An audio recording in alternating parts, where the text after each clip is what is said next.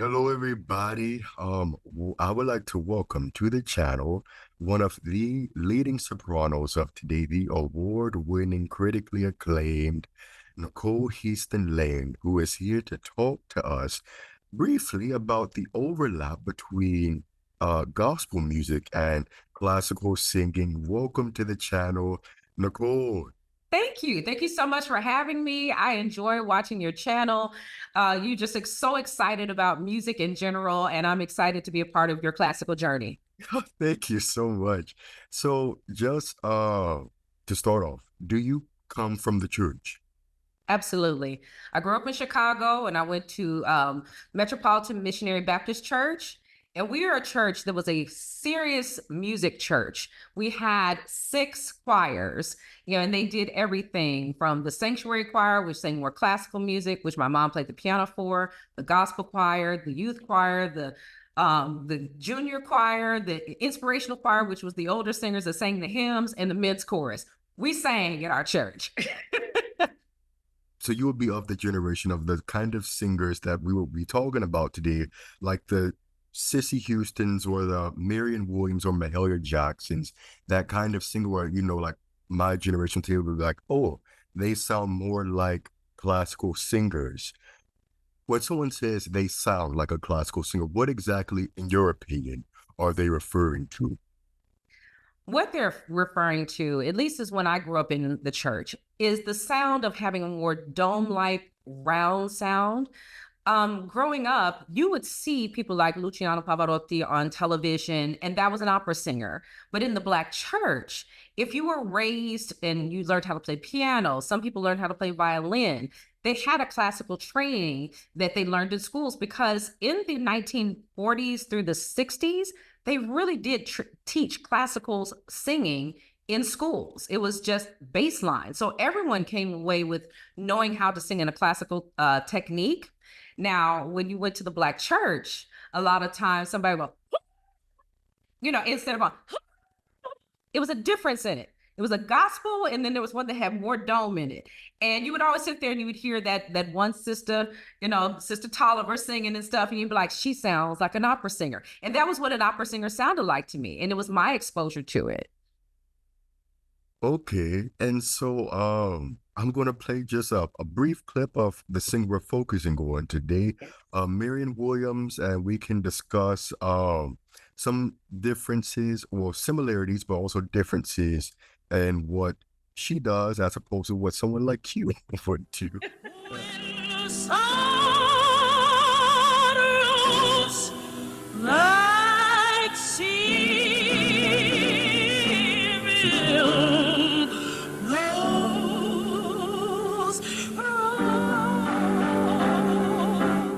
What do you hear upon or notice upon first listen? What I hear is that she is telling a story through every single word and coloring it and using classical tones to color words she wants to say. Now, if you listen to it, she had a growl in there, but then she would also bring back to whisper.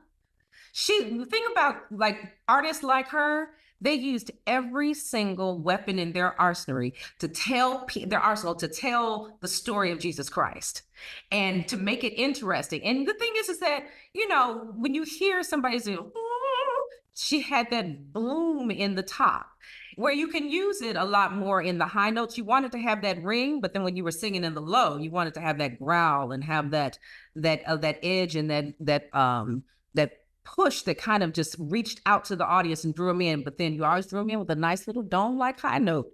So she used all of it, all of her voice and all of her tricks. I don't know about you tonight, but I know it is well. Thank God. It is well.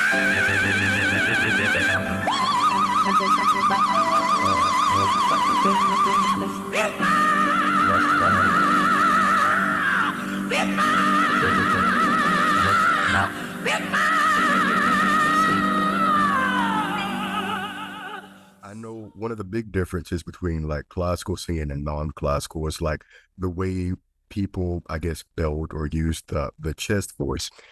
Um, I was talking to Leona Mitchell, mother. I was, I was talking to her. I also spoke to Grace Bumbry, and I even spoke to Karen Slack about it.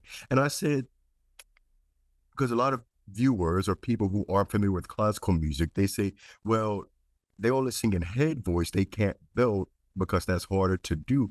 And I'm not necessarily sure if that's true or not, but I asked Leona, and she do that. And she said, well, I used to, but I can't anymore because there's no reason for me to do that in the music that I see. But she did say I can like mix the notes or make the head voice sound like that. Yeah. I guess my question would be, I guess, what is the difference between like how you all use the chest voice as opposed to someone who sings gospel? I think the main difference is when you're using either belt or the chest voice, because we'll say more chest voice, more gospel or musical theater will say the belt.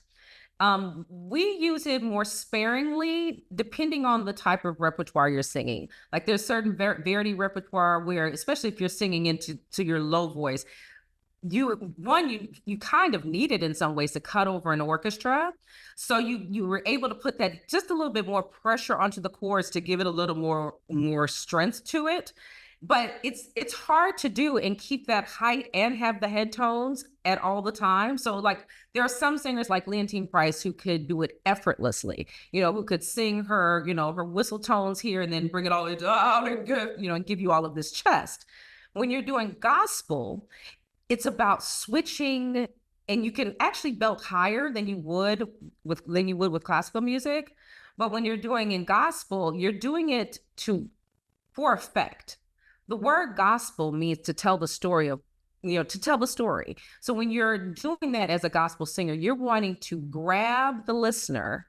And if that means giving a nice, belty sound and then coming off of it with a nice little head tone, it changes it up where it makes the listener sit and listen.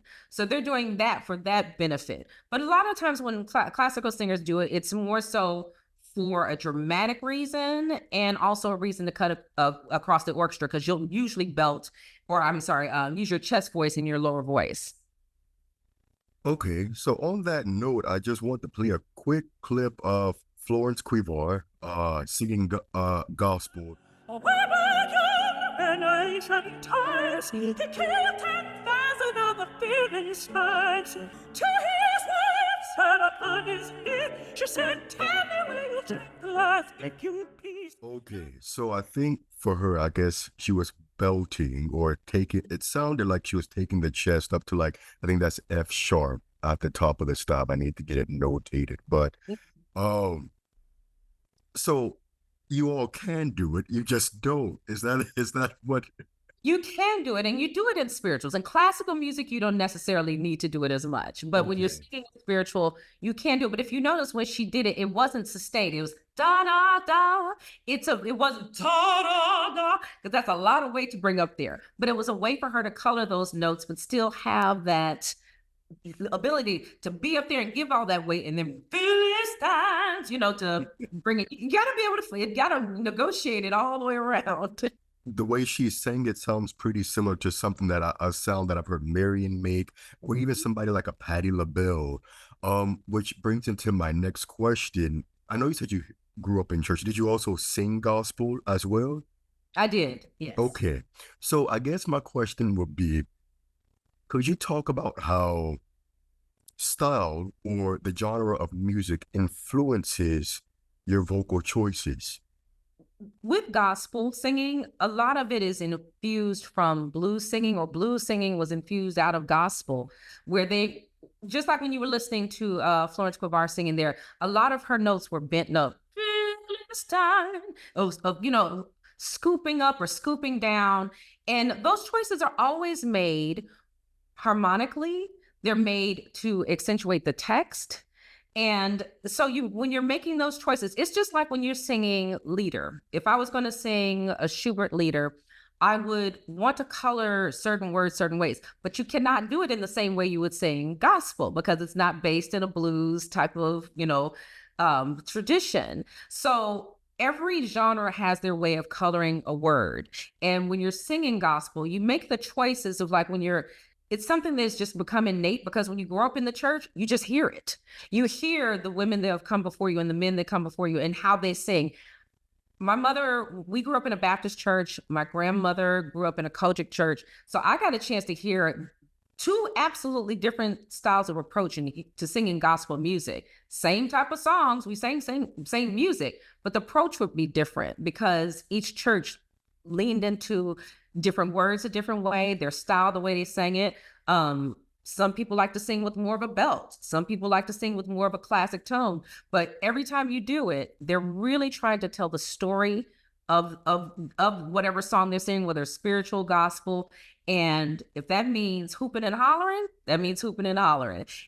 So it's like you just got to figure out what works and really what is grabbing your audience, because you're trying to tell that story to that audience and, save their souls.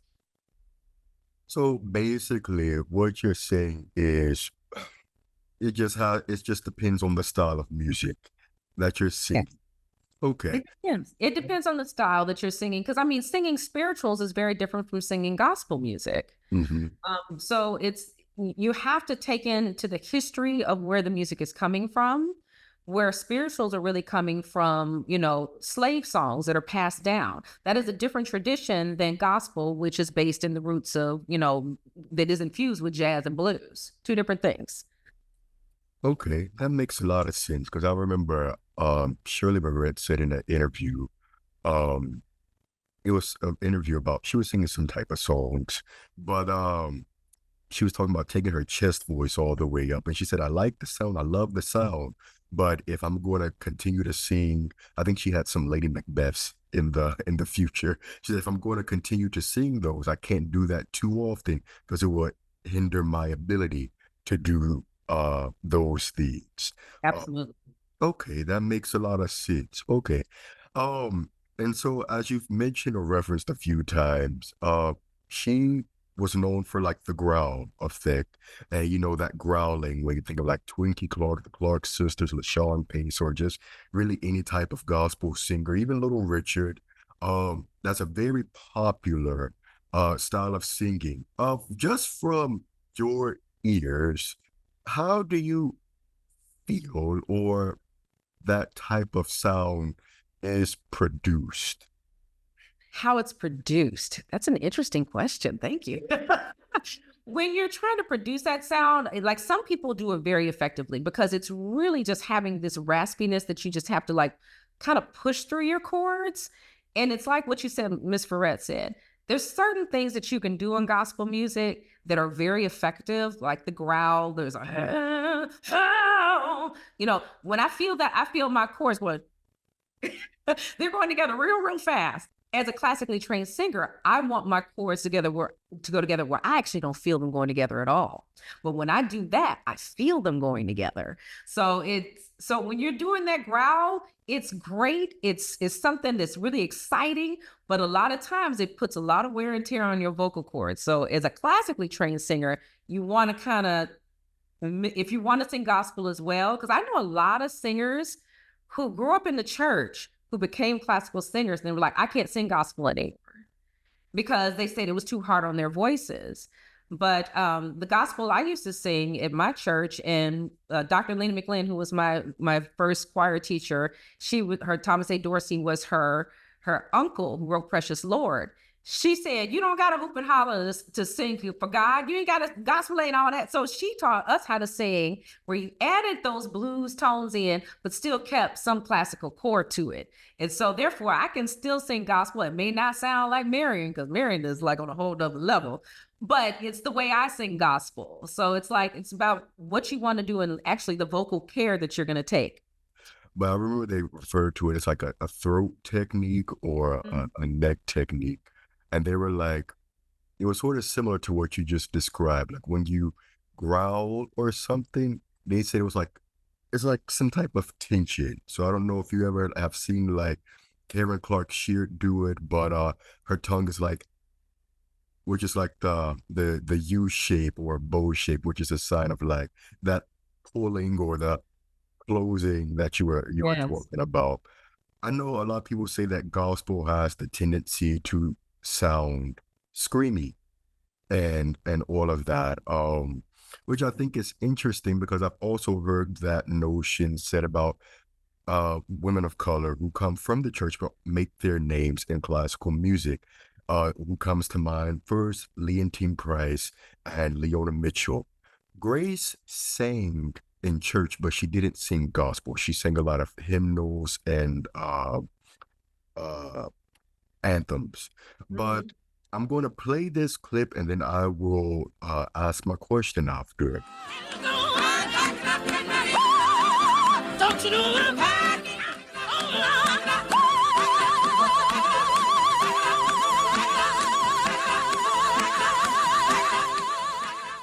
When I was reading some reviews about Leona or Leontine and Greece, something critics of their era would criticize them about was their high notes. So like how they did the B flat B C's, how they did those notes. But what they would say was that the way the attack and the release of the notes was very aggressive or could come across as screamy. And those are the same terms that have been applied to singers of gospel music. What is considered the appropriate way to sing those, those top notes? I think what most people are thinking of is having a lighter approach to a high note.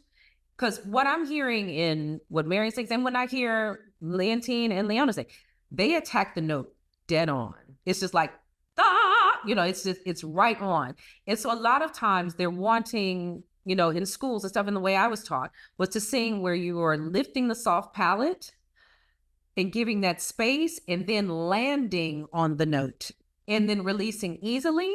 But the thing is that in the church, everything I just heard her sing was aggressive. It was.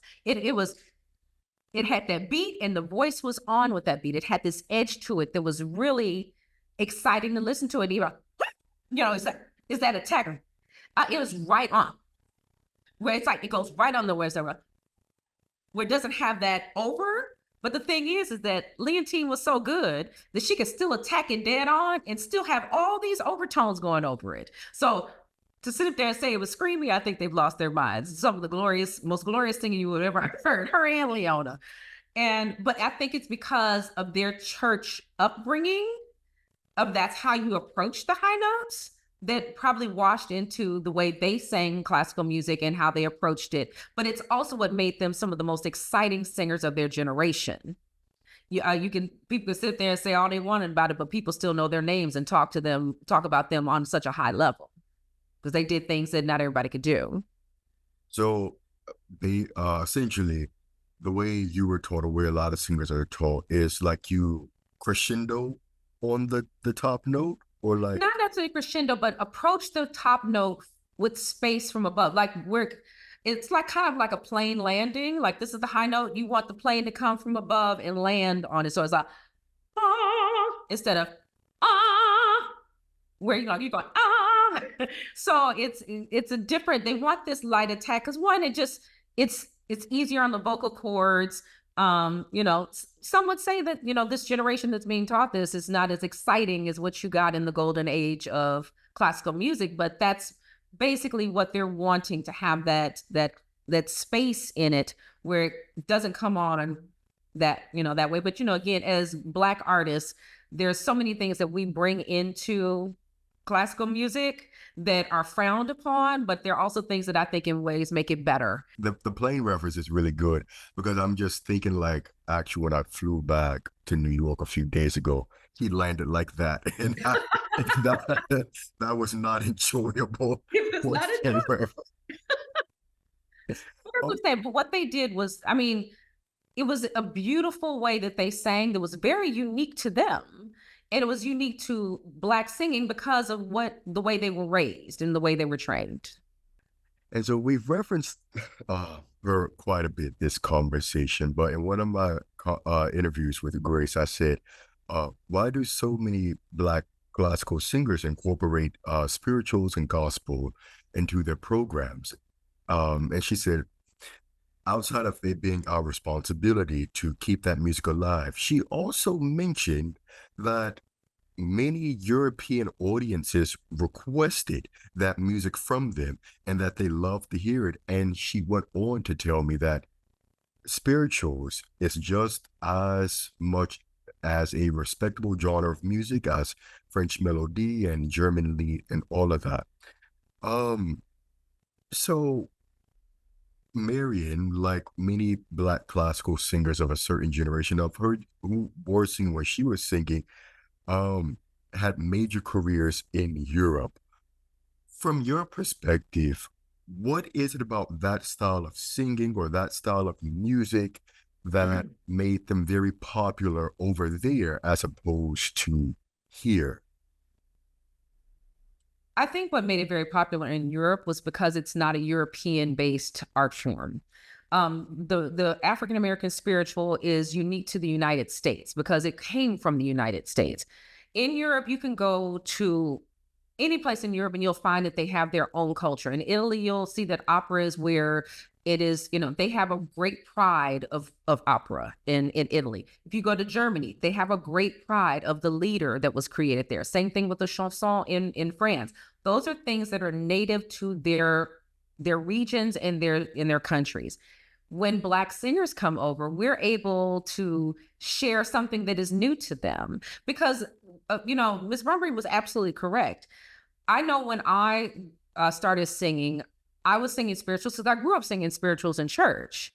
And I remember there was time where young Black singers were like, "Oh, I don't want to sing, that because that's stereotypical. Everybody Black sings spirituals." And I was like, "But if we don't sing them, who sings them?"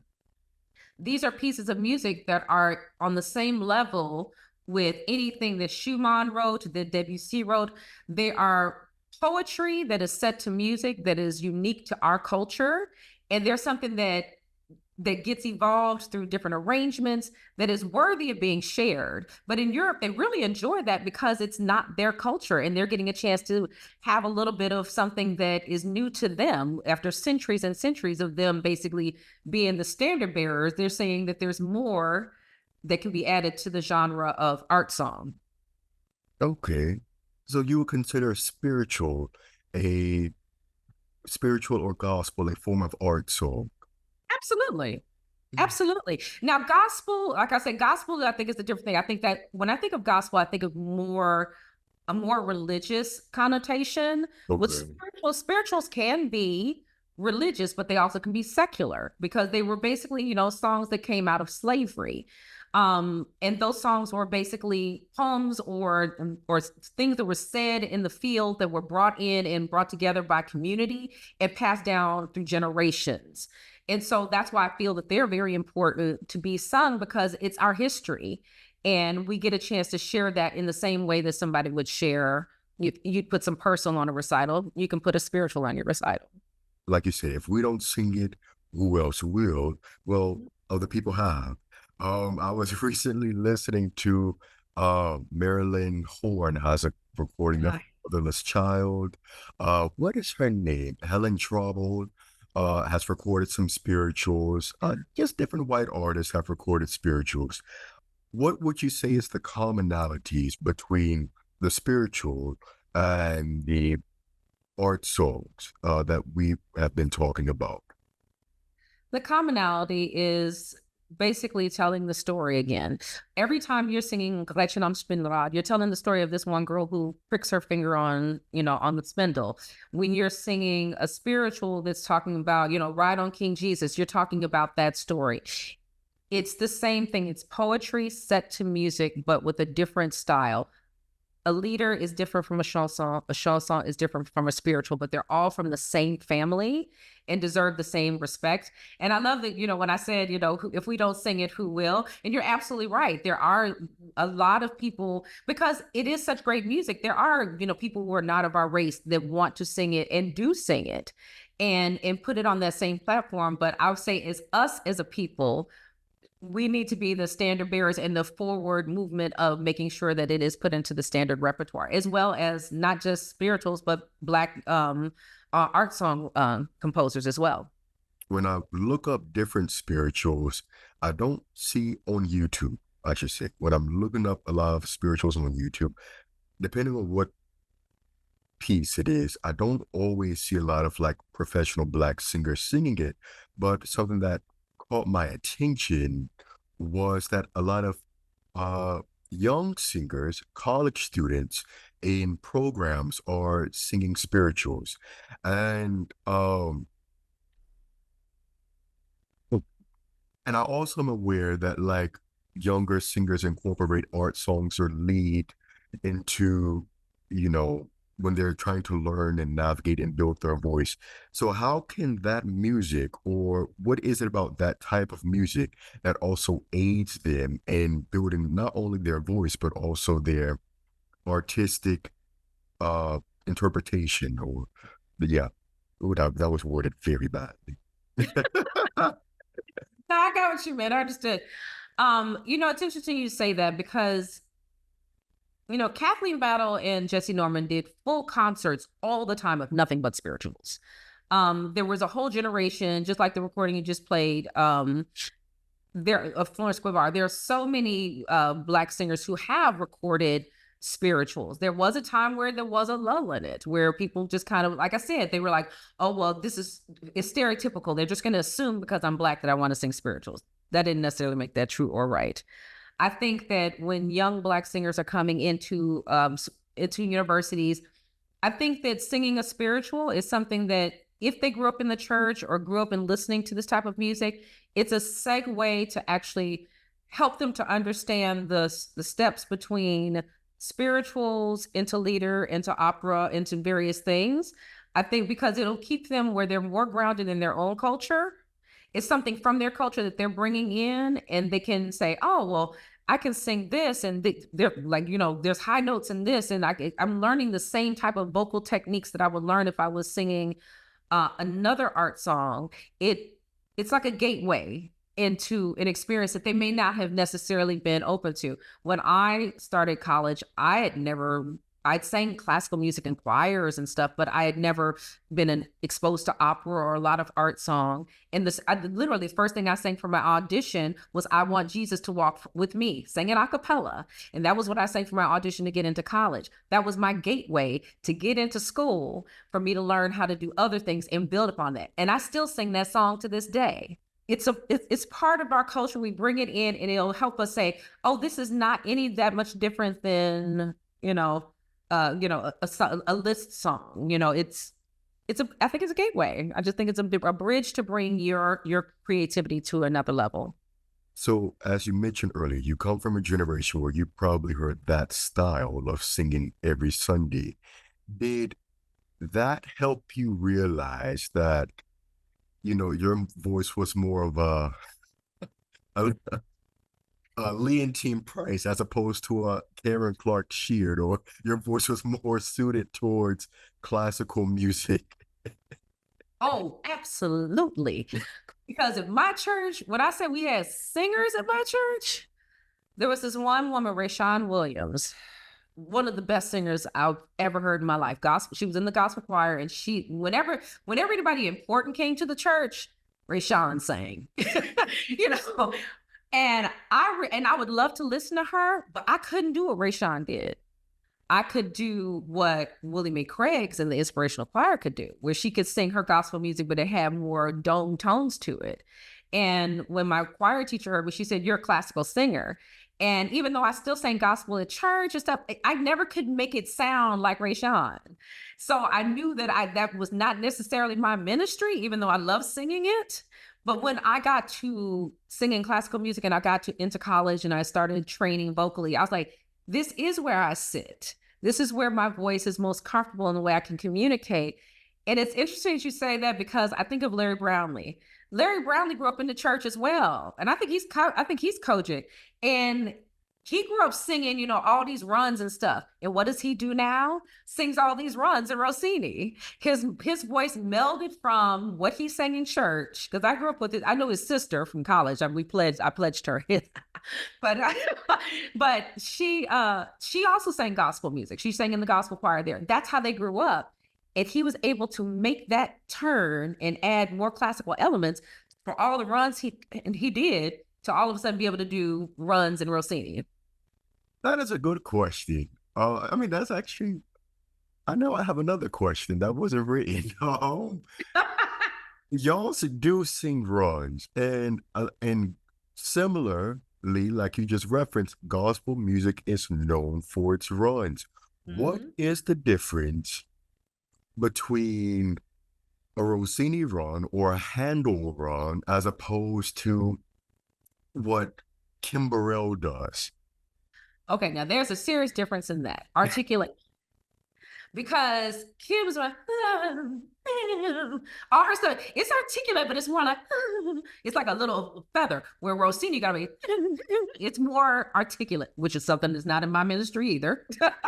I am not a Larry singer, but that's the difference between the two. But they are married in the sense that it's fast articulation of the chords, but with what Kim is doing is a little more of a glissando over the pitches, where when you're singing Rossini, you've got to articulating, but still keeping that same speed that you would have that Kim Burrell has.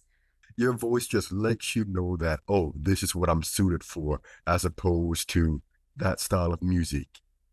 Absolutely. I would have not gone into classical music. The thought I was going to be a lawyer. I love to sing, but I was going to be a lawyer.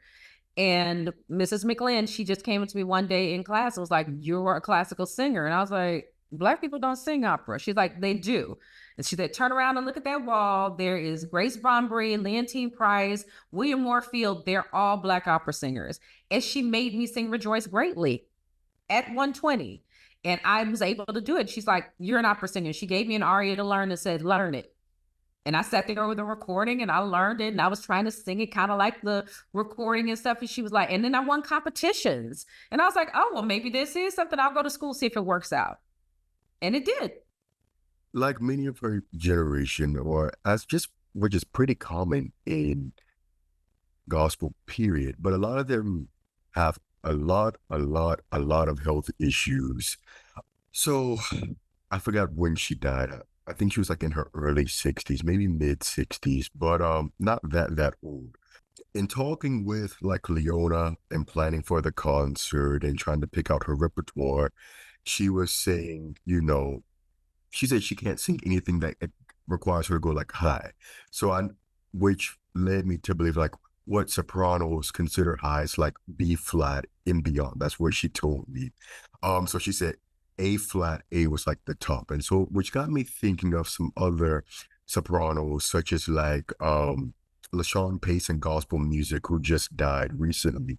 She was very, very sick, but in her last concert, she still had up to an A, or even some like very late stage sopranos in classical music. That A flat A seems to be like a limit for them. And so Marion, at the end of her life, she had diabetes and some other complications. She had no legs, but she still had an A. So I guess I guess my question is, to cross that top passaggio, so that B flat, B, C, could you just speak to the physical strength needed to do what you all do? Because it's not easy. I'll say it's two things in this. It does take physical strength. You have to have abdominal strength. You have to have that ability to support your upper range. But I'll say this, when you get older, your knees go because the cartilage gets thin. It's the same thing with your vocal cords. Your vocal cords will thin, your larynx will thin. This is nothing but tissue and cartilage. And the older you get, it's just like everything else in your body that's going to deteriorate and become less flexible. And to sing a high notes, you really have to have flexible cords that can thin out for you to be able to thin out in the proper way for you to be able to sing higher notes. And the older you get, they just get more stiff. And they're just, it's so that's really one of the main issues why a lot of sopranos will lose that. Also, and I mean, just as we were talking about, the way you attack a note, if you continually attack notes in ways that are just not necessarily the most healthy, where they're keeping your cords in the most healthy state, the sooner your deterioration may happen on your vocal cords. So that's why so many people are saying we want the plane landing down. We want it to have this lightness that comes over because it can sustain your vocal cords just a little bit longer. But really and honestly, with all the women that you're talking about, it's just age. And also, when you're, especially when you're dealing with women, once you go through menopause, your body changes. And that's just not, your uterus and all stuff. It's everything, and including your vocal cords, your larynx, all the mechanisms that go into making vocal production. So, and once you get older, you're also losing physical body strength. So you don't have that support to keep the breath moving up. And then you also just have this kind of just break it down a little bit. It's very sad. Aging, getting old is a thing. When I was talking, because I have like a segment I did where I'm just been interviewing women of different voice types, I'm trying to figure it out. It's a high A. I cannot figure out. Wait, is that like a part of y'all's middle voice, or is it like a bridge between the middle, upper middle, and the high? I can't necessarily tell.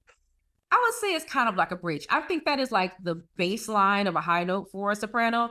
Like Okay. every soprano should have an A, but it's like, you have to have, to have a career, you really have to have a C, D, possibly. That's Yeah. where you need to lie. But there is a change. Physically, I know it. I can feel it. For me, it's the C going to C sharp. But like I've noticed the older I've gotten, like it just gets a little lower where it's just like, oh, I can feel where that change happens.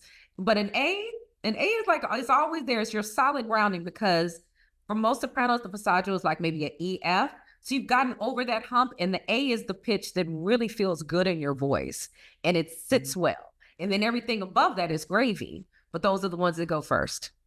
Okay, I've heard a lot of mezzos say that like they feel it at E, F, and sopranos were like F sharp, G. That For is me, yeah. Yeah. really. Mhm. So what's the difference? Like when y'all are okay, is it just like does your voice like open up at the E, F, or do you feel like a weight at the I'm trying to figure out what the difference is.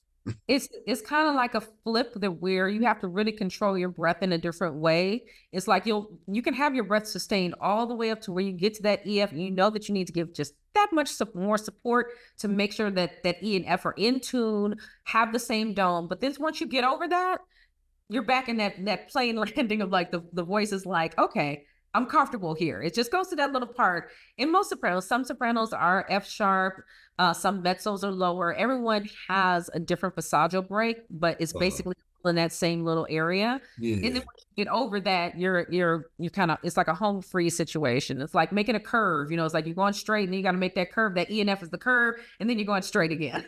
Okay, yeah, because that's something else I noticed just speaking to the women of all different voice types. All of it sounds like everyone has like breaks around the same uh spot, but Right. the feeling or the sensation of what happens there is like different. Oh yeah. Yeah. Everyone, yeah, because you approach it differently and you handle it differently. So you can't, Mhm. everybody's not the same. The last question that'll be just for this. So when you are listening to like a woman sing or what have you, how Mhm. can you identify, or like if you listen to like a Marion, how can you identify that that is a high voice as opposed to a mid high or what have you? I hear all the overtones in the high notes that she sings. Okay. Um, it doesn't feel like there's a limit to it. One thing, I read up on Marion before we had our conversation, and I was reading that so many people were pulling her to try and go into classical music. She was like, "No, I want to stay in gospel music," because she had that quality that she can do it, and I think she would have been great in it. But everyone wants to follow the path they want to follow. You hear the overtones when she's doing her high notes, and they're ringing like you would hear, an opera singer sing. And so and there's height to it where it's an ease to it, where like I said, she attacks it dead on, but it sounds like she can go higher. It doesn't sound like that's the limit. So it's really exciting to listen to.